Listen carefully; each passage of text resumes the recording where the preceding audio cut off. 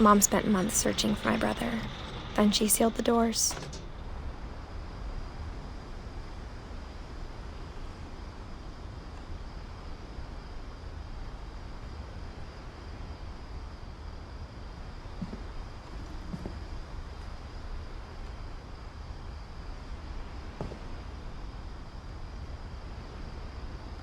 Whatever Milton had found in the house, Mom didn't want it getting out.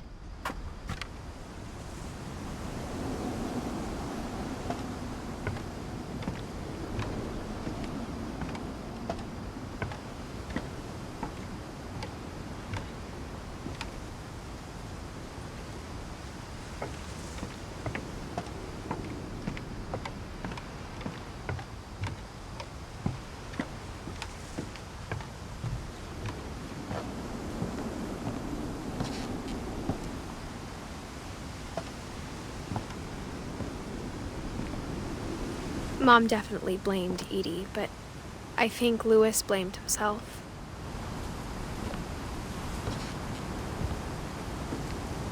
After he graduated, he just spent more and more time in his room, until Mom got him a job at the cannery.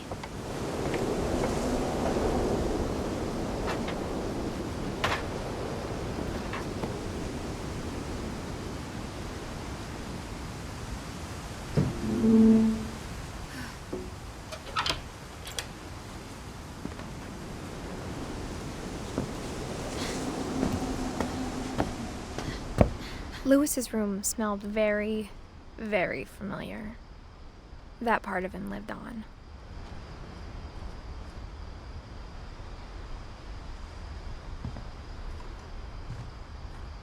Louis and I spent a lot of time playing games together, but he was surprisingly bad at them. He died a lot.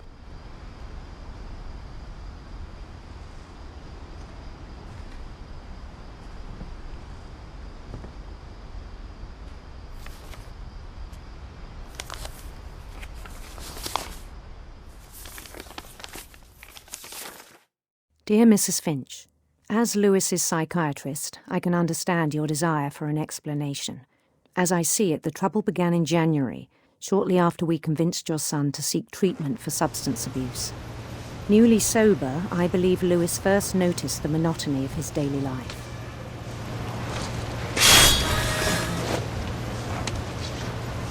He kept working at the cannery, but he withdrew part of himself. In our sessions, I saw the same behavior. His mind began to wander. I asked him to describe it. He said he started small, imagining a labyrinth. He'd feel his way about. Then something moved. Bats and toads.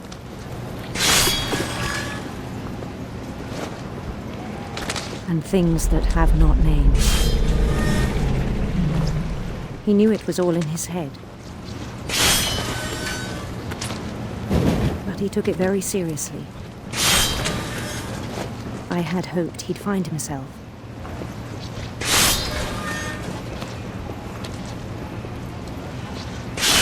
But he found something more. I worried about him then. Daydreaming at the cannery.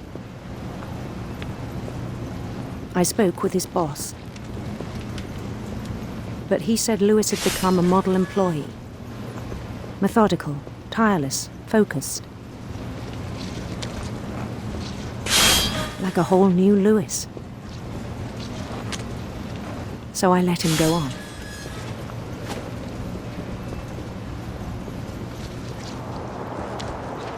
I even encouraged him. It seemed very promising at first. He told me he'd made a new friend.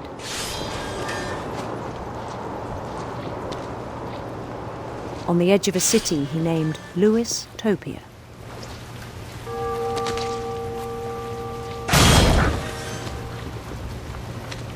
He built the city up slowly, brick by brick. Then he made musicians.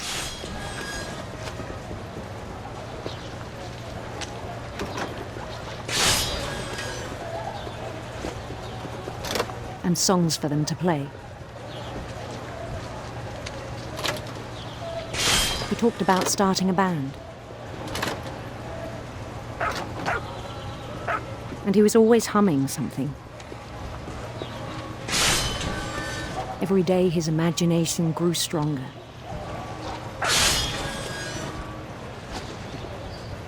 He no longer spoke at the cannery. But his chopping was as reliable as ever. Then one day it struck him that all the cheering crowds, even the stones under his feet, were all in his imagination, so he could do whatever he wished.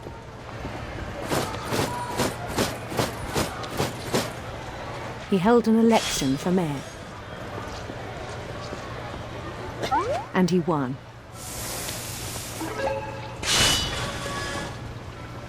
They begged him to stay, but his mind was already wandering. It became a game for him.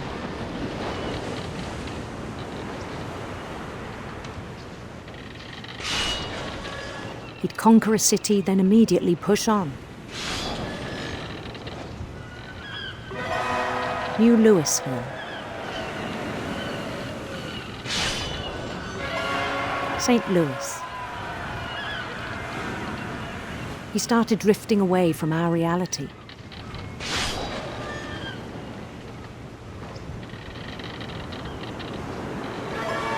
Minneapolis, until one day he forgot to go home from the cannery. Even as his mother pleaded with him, part of Louis kept sailing on.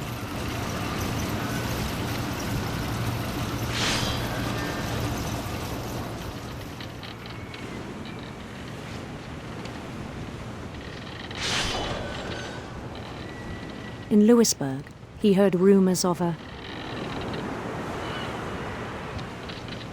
handsome queen.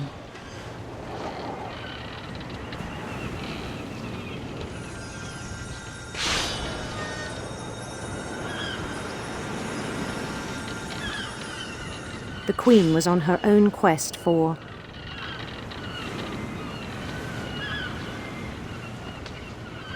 radiant rainbows.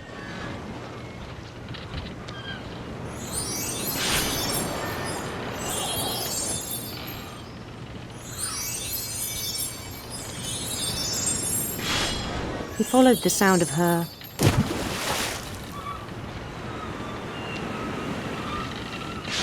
silver harp.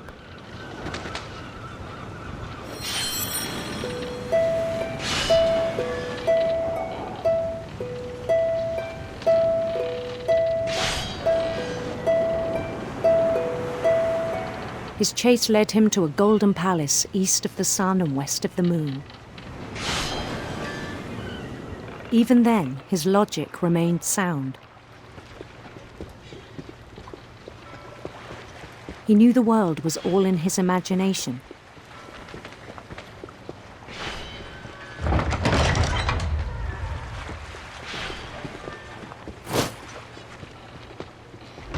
But he was so proud of having created it.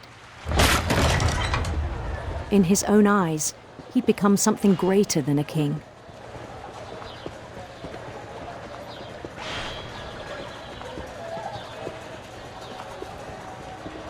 For someone who'd never known success in the real world, I think it was overwhelming. And then it struck him that the real Louis was not the one chopping salmon, but the one climbing the steps of a golden palace.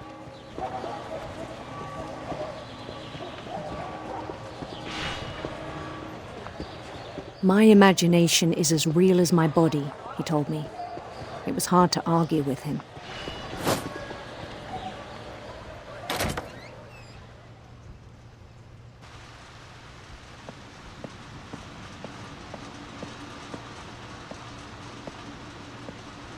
He began to forget the world we know.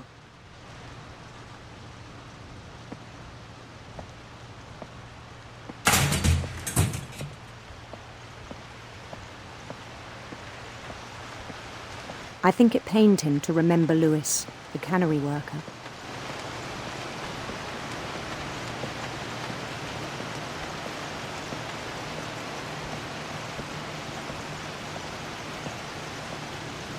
He began to despise the man with a royal contempt.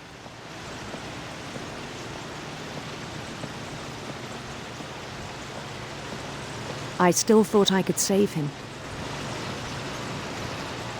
Even after he said he was being crowned king over all the lands of wonder. The palace would be packed with his companions.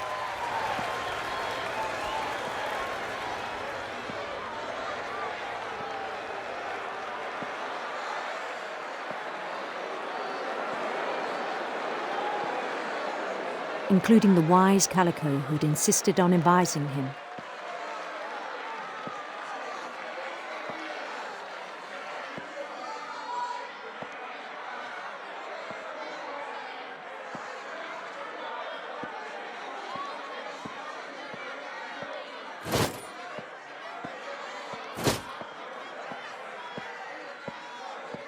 His queen waited, holding his crown.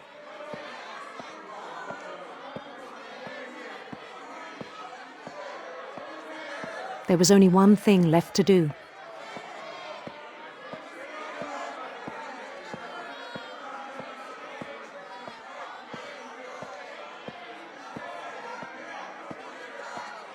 Bend down his head.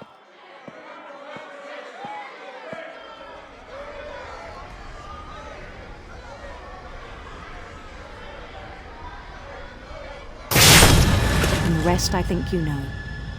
Mrs. Finch, your son was a kind man who will be missed by all of us who knew him.